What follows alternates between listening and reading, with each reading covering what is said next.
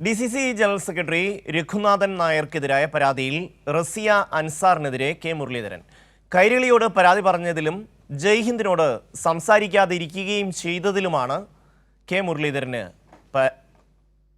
പരാതി. കൂടുതൽ പരാതികൾ നേതൃത്വത്തിന് ലഭിച്ചിട്ടില്ലെന്നും മുരളീധരൻ പറഞ്ഞു. അങ്ങനെ പരാതി പറഞ്ഞ ഒരു വനിത ആദ്യമായിട്ട് കൈരളിക്കാണ് ഇൻ്റർവ്യൂ കൊടുത്തത്. അപ്പോൾ അതിൽ നിന്ന് തന്നെ ഇതിൻ്റെ രാഷ്ട്രീയ വശം എന്താണെന്ന് ഞങ്ങൾക്ക് മനസ്സിലാക്കാൻ കഴിയും. ഫോൺ സംഭാഷണമല്ല, കൈരളിയോടാണ് സംസാരിച്ചത്. അപ്പോൾ അതുകൊണ്ട് തന്നെ അവരുടെ രാഷ്ട്രീയ നയം എന്താണെന്ന് വ്യക്തമായി. കൈരളിയോട് സംസാരിക്കുന്നതിന് മോശം ഉണ്ടായിട്ടല്ല, പക്ഷേ കൈരളിയോട് മാത്രം സംസാരിക്കുകയും ജയഹിന്ദിനോട് സംസാരിക്കുകയും ചെയ്തപ്പോൾ സംതിങ് റോങ് എന്നാണ് പാർട്ടി കണ്ടുപിടിച്ചിട്ടുള്ളത്. നൃപൻ ചേരുകയാണ്. നൃപൻ, എന്തൊക്കെയാണ് മുരളീധരൻ പറയുന്നത്? ഷമി, കഴിഞ്ഞ ദിവസമാണ് നമ്മൾ കല്ലറ ബ്ലോക്കിലുണ്ടായ തർക്കവും ഒപ്പം തന്നെ പെരിങ്ങമല ബ്ലോക്ക് ഡിവിഷനിൽ മത്സരിക്കുന്ന ഡി രഘുനാഥൻ നായർക്കെതിരെയുള്ള സ്ത്രീകൾക്കെതിരെയുള്ള മോശം പെരുമാറ്റം, തുടർച്ചയായ പെരുമാറ്റത്തിൽ KPCCക്കും ഒപ്പം തന്നെ DCCക്കും പരാതി നൽകിയിട്ടും പരിഹാരമായിട്ടില്ല എന്ന കാര്യം KPCC general secretary Ramani P നായരോട് റസിയ അൻസാർ സംസാരിക്കുന്ന ശബ്ദം, അതായത് ഫോൺ സംഭാഷണം നമ്മൾ പുറത്തുവിട്ടത്.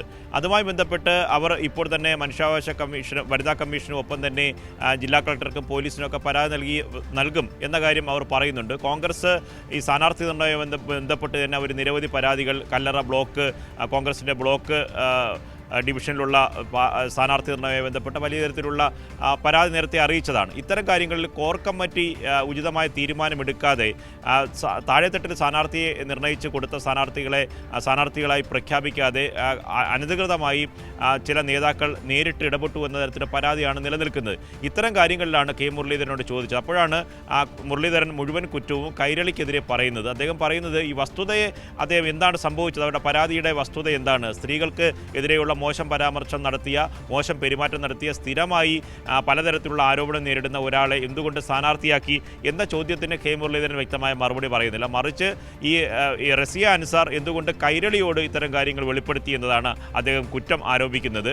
എന്തുകൊണ്ട് കൈരളിയോട് മാത്രം പറയുന്നു, ജയ്ഹിന്ദിനെ അവഗണിക്കുകയും ചെയ്യുന്നു. അതുകൊണ്ട് ഈ റസിയ അൻസാറിന് പ്രത്യേക രാഷ്ട്രീയ ഗൂഢലക്ഷ്യമുണ്ട് എന്നതാണ് കെ മുരളീധരൻ പറയാൻ ഉദ്ദേശിക്കുന്നത്. പക്ഷേ റസിയ അൻസാർ പറഞ്ഞ ഈ ഫോൺ സംഭാഷണത്തിൽ പറയുന്ന ഏറ്റവും പ്രസക്തമായ ഭാഗങ്ങളുണ്ട്. കഴിഞ്ഞ 5 വർഷമായി ഈ DCC ജനറൽ സെക്രട്ടറിക്കെതിരെ പാർട്ടിക്കുള്ളിൽ അവർ പരാതി നൽകിയതാണ്. പാർട്ടി ഇക്കാര്യത്തിൽ നീതി തനിക്ക് ലഭിക്കുമെന്ന് പറഞ്ഞവർ കാത്തിരുന്നു. പക്ഷേ അയാൾക്കെതിരെ നടപടിയെടുത്തില്ല എന്ന് മാത്രമല്ല, ഈ പെരിങ്ങമല ബ്ലോക്ക് ഡിവിഷനിൽ അദ്ദേഹത്തെ സ്ഥാനാർത്ഥിയായി പ്രഖ്യാപിക്കുകയും ചെയ്തു. ഇപ്പോൾ രമണി പി നായരോട് പറയുമ്പോൾ ഇനി പോലീസിൽ പരാതിപ്പെട്ടുകൊള്ളൂ, നിങ്ങളുടെ ഭാഗത്ത് ന്യായമുണ്ടെങ്കിൽ എന്ന മറുപടിയാണ് രമണി പി നായർ നൽകുന്നത്.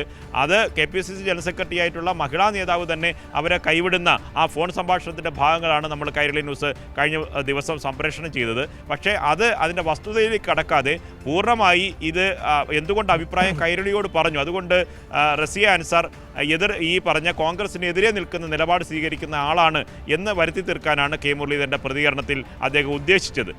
ഷമ്മി.